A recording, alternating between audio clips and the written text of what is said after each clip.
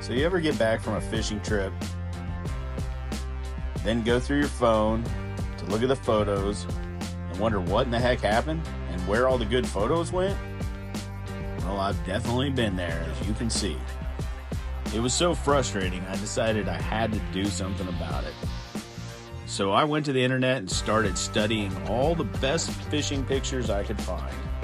I took what I learned and turned it into a short, step-by-step formula so that I'd get killer pics every time.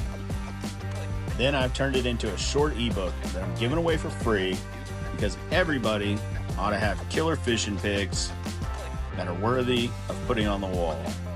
So if you want killer pics like these, find the link associated with this video, enter your email, and I'll send it to you free.